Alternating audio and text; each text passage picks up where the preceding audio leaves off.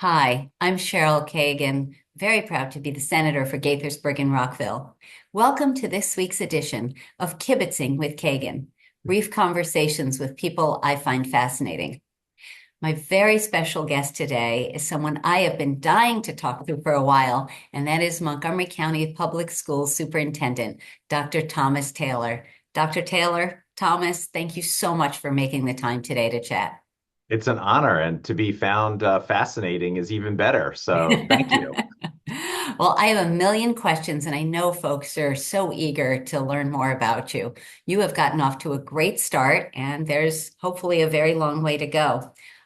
You are local, as I am, K through 12, or you went to Westland Middle School and graduated from BCC, Bethesda Chevy Chase.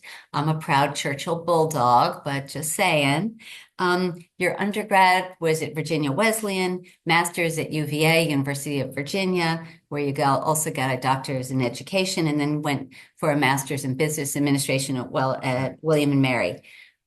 So did you need all the degrees to do what you do? And how did you get started on your trajectory of first teaching and then being an administrator and a superintendent? Oh, well, that's so fascinating. And thank you so much for asking about that. I was inspired to become a teacher in Montgomery County, and it was my experience at Westland Middle School where I had great teachers, and then further in BCC, having great teachers that really inspired me to become a teacher. And I don't think I got bit by the bug until I went to college. But once I was in college, I absolutely fell in love with history, fell in love with teaching, and it was a natural fit. I don't think that I had an addiction to getting advanced degrees until I started getting advanced degrees. That's just kind of how that goes. But it was probably in my principalship and finding my way into administration early on and being tapped on the shoulder to go into leadership that I discovered that I probably needed a little bit more book learning and a little bit more support. And then I found myself into the superintendency. And then all of a sudden it was about the dollar signs and making sure organizations work well. And the MBA was a good fit for that too. Fantastic. So when I was in third or fourth grade, I thought I'd want to be a teacher, but then I grew out of it. But like you, I was a substitute teacher Yeah, in the it's the 90s best. when I loved it actually. But you taught social studies before becoming an assistant principal, a superintendent, all in Virginia. And then we Yeah. got you to come across the river. Tell me what that decision was.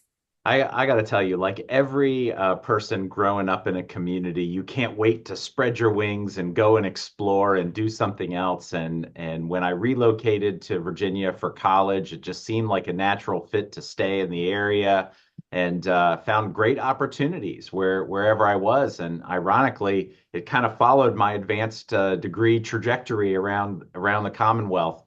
But the call of home is powerful. And one conversation with my family, and it was a natural thing. And whether it worked out or it didn't work out, I couldn't miss the opportunity to go for it and at least to show my support for Montgomery County. And I feel very fortunate and beyond honored to be selected to serve back in my home community. And it really has warmed my heart to come back to a place that I absolutely love and to be reconnected with people that have a shared experience. And you have this shared experience as well. And there's something special about growing up in this place. And even though it's gone through so many changes that have been just so dramatic and so dynamic, it has kept its spirit, and that's just such a powerful thing. Agreed. And we are very lucky to have you. Thank you. Um, So talk about the differences coming from Virginia to back home to Maryland and to Montgomery County in particular. The culture, the demographics, the budget, the leadership. How similar, how different?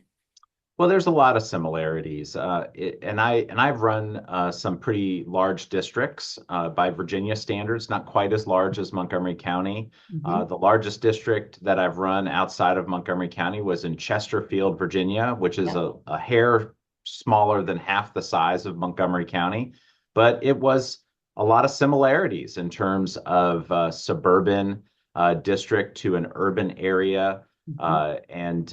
A lot of folks that were commuting a lot for their work environment, but yet also a strong and thriving local economic picture.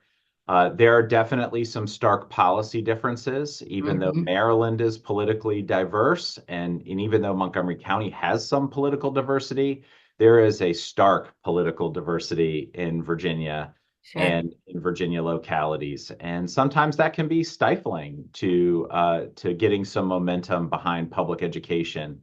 And even having conversations where we have to convince people that public education is a good thing Oh my. is just such a different change of pace. And our problems are the same but different in the same context.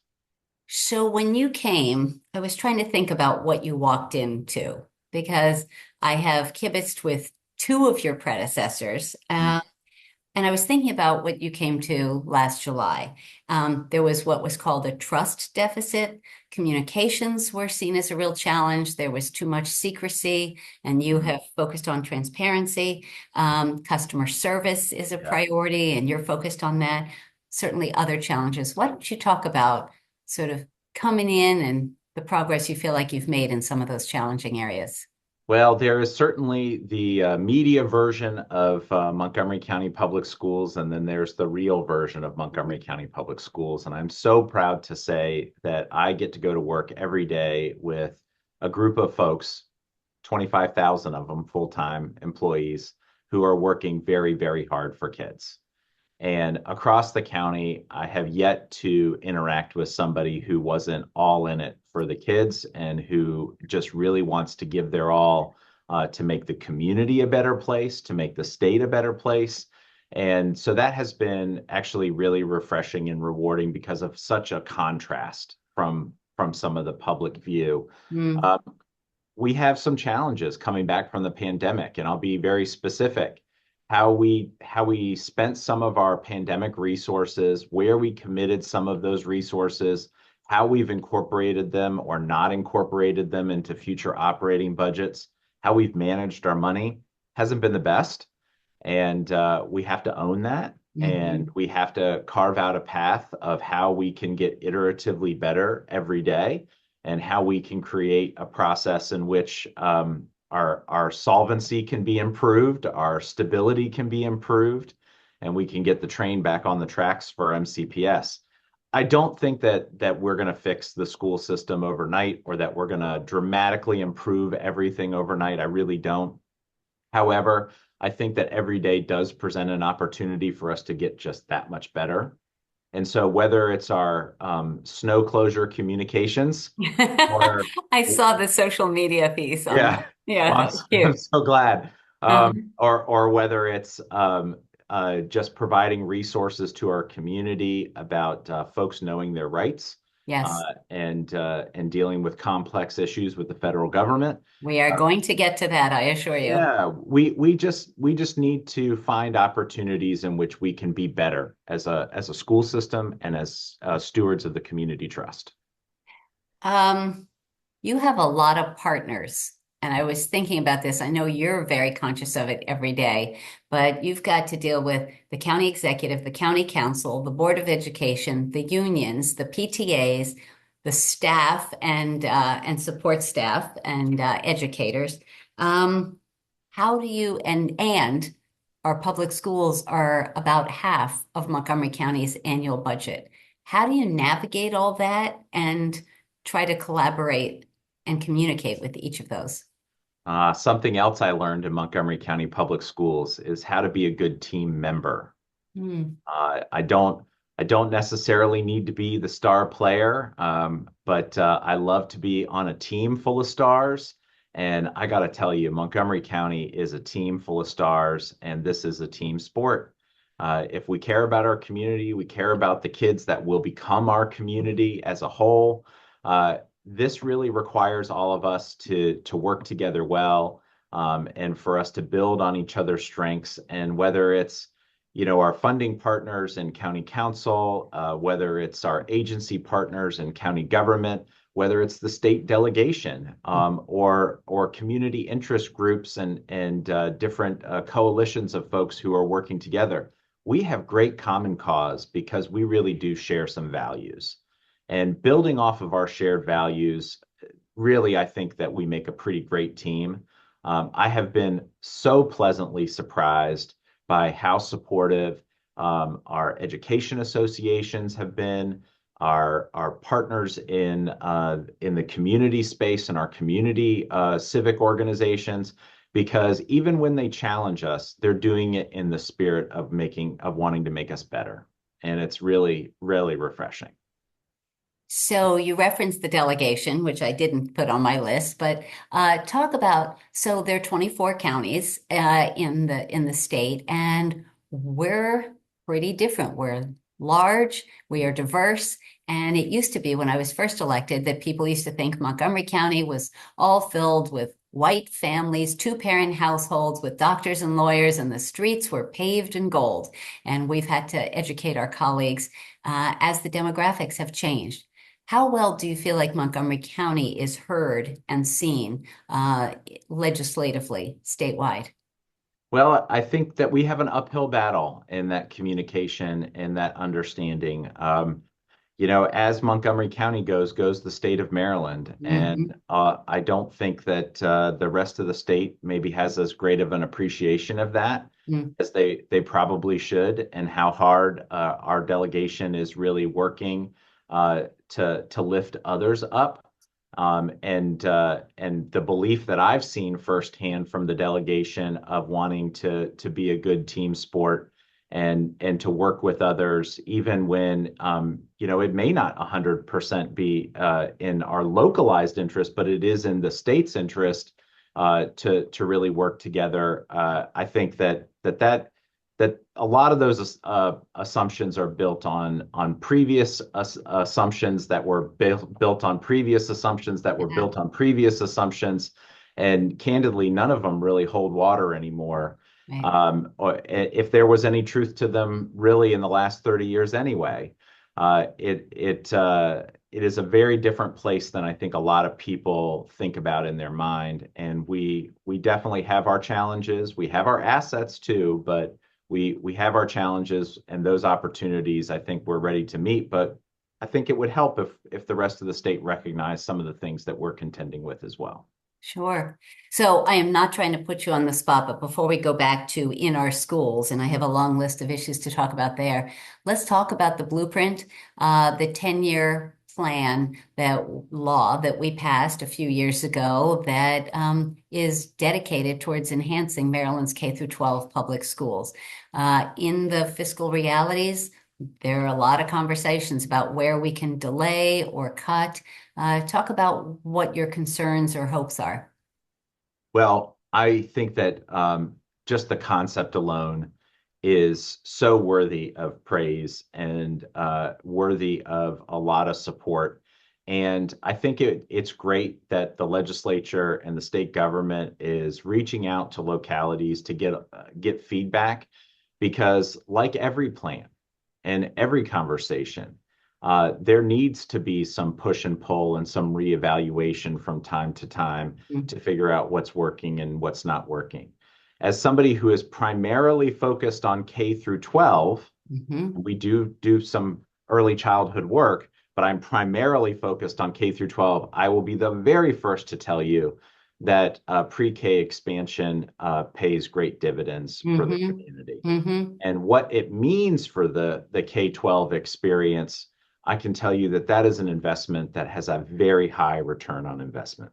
Yes. But Yes. I think that there are some challenges too, and there are some misses. For example, there is an expectation in the blueprint for covering the cost of advanced placement assessments for every child. Mm-hmm. Well, candidly, we have households that can afford to Yes. cover that cost. Yep. And I think it is a great idea that we cover the cost for families who can't cover that cost because it is a barrier to them Mm-hmm. accessing the full curriculum. I think that that is the right way to go and the right way to differentiate our resources. Mm-hmm. But easing up on some of those other expectations, I think, or giving some kind of mechanism for credit or support for that, I think makes a big difference. And so rethinking some of those logistical challenges, and some of those locking in versus flexibility. When there's flexibility on some common sense things, I think that the blueprint has a bright future and will be a lot easier for us to implement. Great. That's helpful. Let's pivot to the realities of Montgomery County. We have enormous language diversity. Talk about how you think we're doing with language access so far. We do have enormous language diversity, and I think that there's a couple of things, even from a state policy lens, that would actually help us tremendously, because I think our kids are meeting with success when they come to MCPS. I worry about our newcomers who come to our community, who are accessing MCPS for the first time in middle school or in high school, because we just flat run out of time sometimes. Mm-hmm. And thinking through how we might be able to support those students beyond high school, or even for high school for a longer period of time, might make a difference. Go ahead. Just clarifying, when you say we run out of time, you're saying they might arrive in 10th or 11th grade to Montgomery County Public Schools, and then they graduate or they finish their time with us and they haven't fully gotten their language skills. Is that basically what you're talking about? That's right. Okay. Or they don't have the credit acquisition because they Yes. lost out on some of those opportunities because there's some language deficits, Mm-hmm. and they become a dropout, and we don't want that, and we have to look at that not only from a language acquisition standpoint but from a societal standpoint.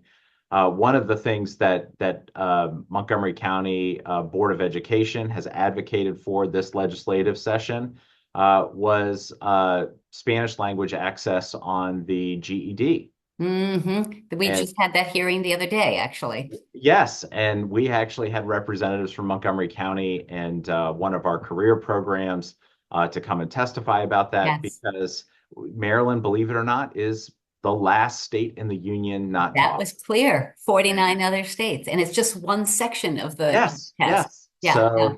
you I would know, be surprised if we don't move forward with that, but I'm only one vote yeah. in the committee, but I would It, be surprised if we don't. Me too, and I have to take this opportunity to applaud our delegation because of how receptive you and your colleagues have been. And it's like, when made aware of a situation and a real problem, you all tackled it head on. And I just want to express my thanks for stepping out in support of our kids and in support of our community, because this is something that really could do a lot of good. Yes, amen. Thank you. Thank you for the kind words. Um, when you were talking about people who drop out or maybe who get the GED, who don't graduate traditionally, it's an opportunity to talk about the service year option. Governor Yes, Whitmore created the first program of its kind in the country, and I bet some of Montgomery County students would be perfect fits for that. I And certainly hope so. the third cohort is just being selected soon. The application process has just begun, so put that out there. Can't wait. Uh, the reality is we can't educate our kids without great teachers, and we have teacher shortages. Oh, How are you starting to address that? And what's the definition of a great teacher? What it oh. when yeah, what is that? Who do we want to hire? Oh my gosh. Well, I think a prerequisite, believe it or not, it really can be defined in just a couple of small details. And a lot of these intangibles are things that can't be taught, because truthfully, we can teach good teachers how to become great teachers.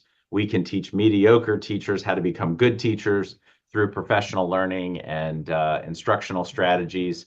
But it's awfully hard to teach someone to love children Mhm. if they don't already love children. And Yes. that really is the do not pass go prerequisite to this work, Mm-hmm. is that you have to care about kids, and you have to be in this for community development. It's not just what happens inside the classroom. It's really about the impact that the students have outside of the classroom. It's Yes. tough because we're in the growing good adults business. And Hmm. so oftentimes our educators don't get to see the fruits of their labor until decades Yeah, after their student has left the classroom, but the footprints that they leave on the hearts of our children is really just a magical thing. And I think that love of children is really at the heart of our work, and it's what transformed me as a student into a teacher, and hopefully has transformed some of my students into great adults as well. I love that. Speaking of what happens in the classroom, and I hate that I'm bringing this up, but we got to talk about some of the hard stuff. Yeah. Gun violence Mm. in our schools. So, working with Delegate Jared Solomon, I sponsored an active shooter drill law that passed. We've got to make sure kids are ready, but we don't want them to be traumatized, and neither do we want that for our staff or faculty or parents. Can you talk about how you think we do on that in Montgomery County? Yeah, it's a delicate balance. We're in the process right now of evaluating our protocols and doing a school site by school site assessment of safety. Yes, We're marching through, and candidly, it was overdue for us to do that. I think that it should be a base expectation that our parents have when they send their child to school with us, that they have the expectation that their child comes home in one piece. We absolutely have that expectation, and that there be physical and emotional safety in our yes, schoolhouses, that every learning environment be safe, welcoming, and inclusive. yes, And that relies on us to do a number of things. And it's interesting that you point out gun violence, because that is severe. That is the most severe physical threat that we can think of, and it is where we gravitate to when we turn on the news. hmm, But there are a whole host of other smaller things that contribute to either a culture of safety or a culture that is unsafe. And so we have a lot of work to do, and I readily acknowledge that we have a lot of work to do in building these world-class cultures that are really positive for kids, where we de-incentivize students from behaviors that are risky, and we yes, incentivize students to behave and conduct themselves in a way that contributes positively to their school community. yes, There will always be threats that come in externally from the school setting. yes, We can mitigate those, we can manage those, but what happens in the schoolhouse, that needs to be our top priority. yes. Another bad thing that's just the reality, but I know that you've been working on is hate and bias and anti-Semitism and homophobia and transphobia. And it's just, they're all out there. Talk about what you're doing, please. Heartbreaking to come back home and literally within weeks of returning back to Montgomery County to see spray paint on one of our campuses this summer, Hmm. right before a community farmers market, and to see that spray paint spread throughout Bethesda, and these are streets I used to walk as a child. Yeah. I can even remember when Bethesda Elementary School opened up. Mm. There was an open house. I can remember going, even though Uh, we weren't even zoned for that school, but it was a new school and it was opening. And then to just see it get defaced, and the disappointment, the fear, the overt acts of hate that we've seen, and whether it's anti-Black hate bias, whether it's bias against the LGBTQA community, whether it's anti-Semitism or anti-Muslim hate, we are just seeing it in abundance. And I think it goes to really that question of the climate and culture, and being yes. crystal clear about what is okay and what is not okay, and having expectations and accountability for those things, and being being really rock solid on our approach to restoring relationships when they break down, and having a restorative approach to how we heal as a community when Yes. those things break down. It's a lot of work. So speaking of hate, um, what I call the Trump-Musk administration is bringing their horrible, divisive, hateful words, and policy, and certainly they are going to disproportionately affect Montgomery County families.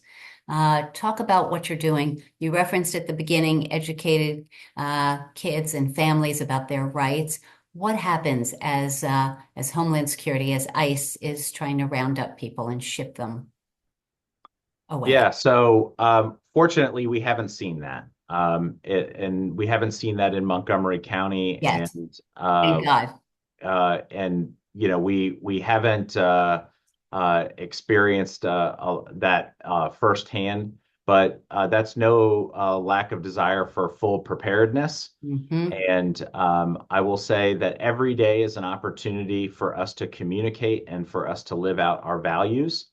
And we rest a lot on our values, and we ask ourselves pretty constantly, is this in line with our values, or is this not in line with our values? Right. And one of the biggest parts of that is the environment that we want our students to be a part of, is that it needs to be safe, it needs to be welcoming, and it needs to be inclusive. So Hmm. to that end, we've done a few things, and this is an opportunity for folks who are curious about this to learn a little bit more. We do have resources on our website. If you go to Montgomery County Schools website and you search immigration, you'll see a whole host of resources, even things that you can print off and cut out. There's also resources that are going to be in the front office of a lot of our schools Hmm. that families can access as well. But we have also sent out several community Yes. messages in November, December, and January that reiterate some of those resources that are available and also reiterate our values. Um, I want to start to wrap up, but I still have questions. Uh, I was speaking at a high school and I was talking about my work on 911, and I kind of paused and I asked about 988, and I asked how many students and faculty knew what 988 was.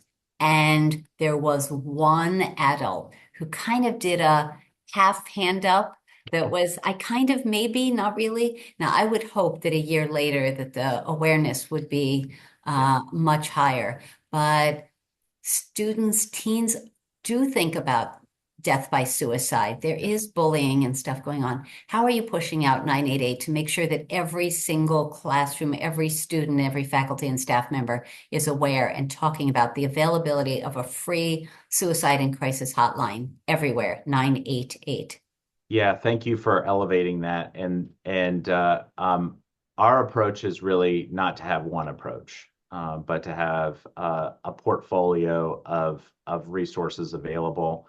I think that this is one of those things that we absolutely could do a better job of uh, publicizing and communicating. In the last several years, we've started a partnership with the JED Foundation to work on suicide prevention. We're one of a few uh, districts in the country that were selected for a partnership to really develop a holistic district-wide approach to how we respond to students in crisis.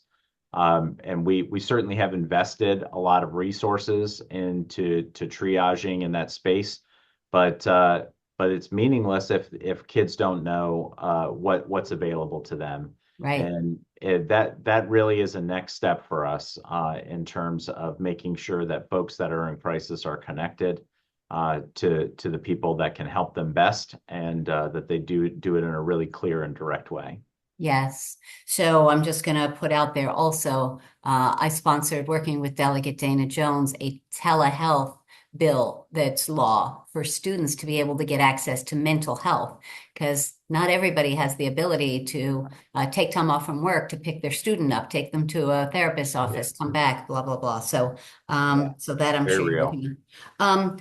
Access to cell phones. That is something that Mhm. has been proposed this year. What's your personal view on that? What do you think is good policy, and what's your personal opinion? Well, I have a little bit of experience with this. I'm Yes. coming from a district that was in the process of a ban, an away all day ban, and we've had some success with it this year in MCPS.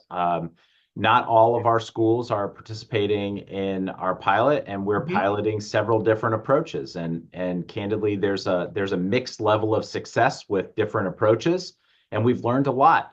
I know that as a policy initiative, this is something that we are going to be talking about with our Board of Education coming up. Mhm. I definitely have some recommendations on ways that we can preserve the learning environment so that the kids can focus on learning, which is really Yes. what the focus is. Imagine that. Yeah. And it's tough too because it also tugs at my heartstrings a little bit because the technology that the overwhelming 95% plus majority of our students have in their pocket is more sophisticated than the technology that put people on the moon. Right. And so when you have that in your pocket and you're not Mhm. leveraging it, Mm. it is a real heartbreaking pain point. Huh. But the reality is that even with the best of intentions, if we don't have a clear-cut plan on how best to utilize that technology, Mm. we need to, and we need to have a plan on how to manage it. Uh, Yes. the reality is that our kids are also overcome with candidly an addiction to social media 100%. and other components tied to their electronics that we need to do a better job of helping them manage. Yes. Briefly, I have two questions for you. Um, Most folks don't know that every legislator has scholarship money. It would be irresponsible for me not to mention that. So how is MCPS going to make sure that they connect students who could benefit for some money for undergrad or graduate students or technical training programs? Well, thank you for that generous offer. We have a Thursday publication that's electronic called Things to Know, and that just sounds like one of those wonderful things that everybody needs to know. There you go. Awesome. And too often people are asked about work-life balance who that are women. You are a guy. You have a spouse and five kids. Talk about work-life balance. Your job is demanding. How do you find enough time to be home? I was not aware that that was an option.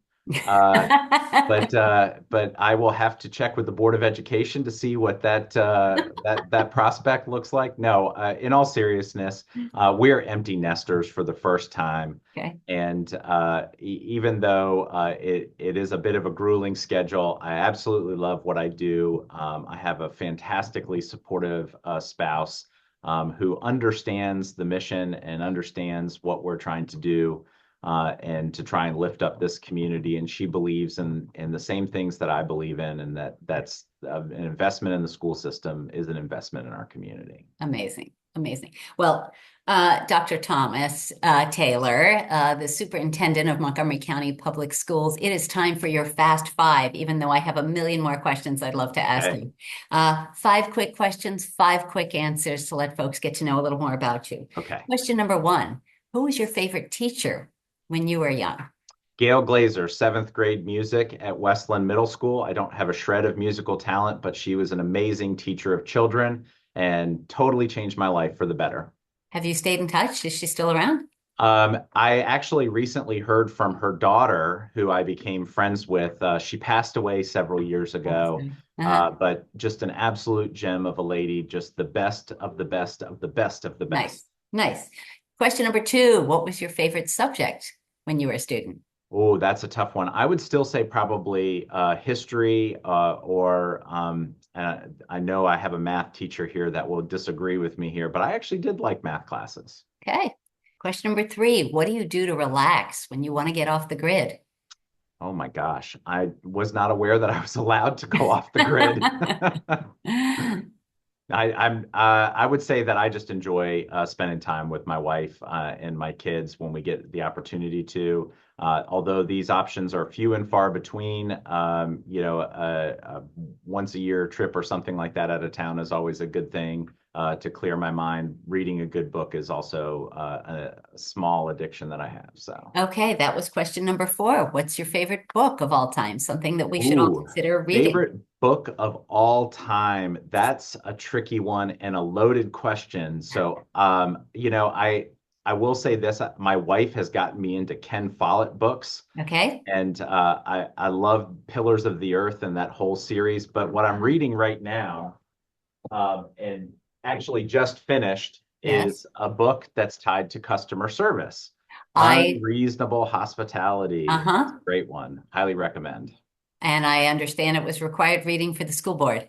We did pass out copies of this for the Board of Ed and also for my cabinet officer. So Look at we're that. doing a deep dive this year.